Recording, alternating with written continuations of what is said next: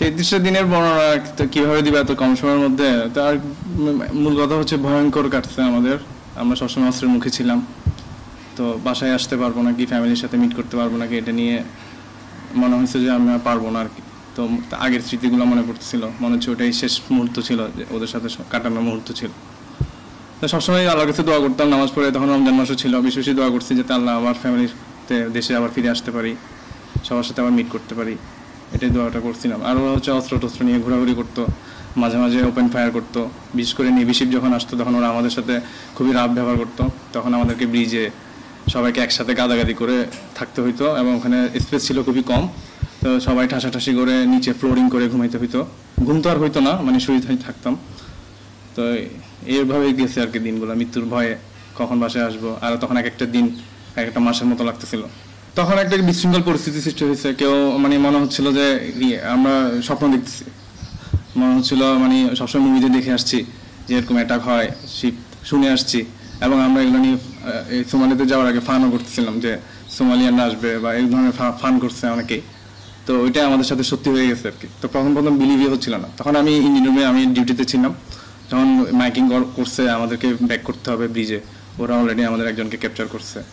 তো তখন যাইতে হয়েছে উপরে, যেভাবে ছিলাম সেভাবেই চলে গেছি উপরে, হাত উঁচা করে, সবাই এভাবে হাত উঁচা করে করে আমরা ওখানে গিয়ে যে নিচে বসেছিলাম।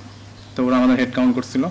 তো আমাদেরকে অস্ত্রশস্ত্র দিয়ে ভয় লাগাচ্ছিল তখন। তো আমাদের মধ্যে অনেকে নার্ভাস হয়ে মানসিকভাবে ভেঙে পড়ছে, অনেকে কান্নাকাটি করা অবস্থা, ফ্যামিলিকে মিস করছে। কেউ কেউ তখন আসার মুহূর্তে কেউ কেউ মোবাইলে ফ্যামিলিতে জানাইছে যে আমরা ক্যাপচার হয়ে গেছি, বা ওই যে ভিডিও করে কেউ কেউ মিডিয়াতে বা যে ফ্যামিলির মাধ্যমে মিডিয়াতে আসছে। ওই তখন অল্প কিছু সময়ের জন্য ওরা সুযোগটা পাইছিল আর কি। যখন আমাদেরকে ডাকতেছিল তখন দৌড়াদৌড়ি করে ইয়েটা করা হয়েছে। আমি তো ডিউটিতে ছিলাম, তো আমি বাসা জানাইতে পারিনি। আমি বাসা জানাইছি মনে হয় বিকালে। আমি প্রথম ভাবছি বাসা জানাবো না, যেহেতু ওরা টেনশন করবে।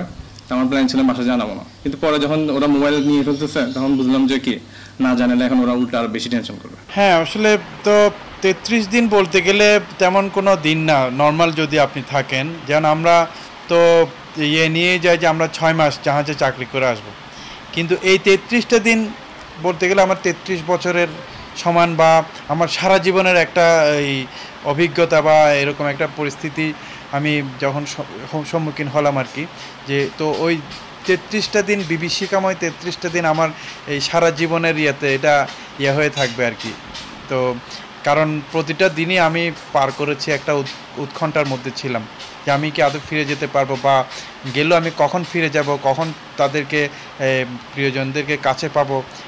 ওটা আমার মধ্যে মানে আনসার্টেন একটা অনিশ্চিত একটা ব্যাপার ছিল।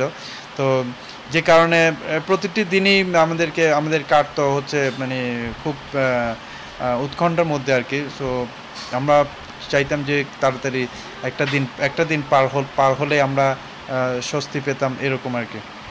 তো ওই দিনগুলো অনেক ছিল আর কি। আমার অনেক এক একটা দিন এক একটা বছরের সমানই বলতে গেলে। পরিবার তো ওভাবে আসলে পরিবারকে তো আপনি এভাবেই ডিস্টিংগুইশ করতে পারবেন না। পরিবারে মা যেমন গুরুত্বপূর্ণ, তেমনি স্ত্রীও গুরুত্বপূর্ণ, তেমনি আবার আমার সন্তানেরাও গুরুত্বপূর্ণ, আবার আমার ভাই বোন ওরাও আমার কাছে গুরুত্বপূর্ণ। তো আমি কাউকে ওভাবে করছি না। তো সবার কথাই আমার মনে হতো, তবে বিশেষ করে আমার বাচ্চাদেরকে বেশি একটু করতাম, কারণ ওরা সবসময় আমার জন্য, আমি আসলে ওদেরকে বেশি সময় দেওয়ার চেষ্টা করি। তো ওরাও আমার সাথে খুব বেশি অ্যাটাচ ছিল। তো ওদেরকে অনেক বেশি মিস করতাম। আমার আম্মাকেও অনেক বেশি মিস করতাম। আমার ওয়াইফকে তাকেও অনেক বেশি মিস করতাম। ভাই বোন সবাইকেই মিস করতাম অ্যাকচুয়ালি।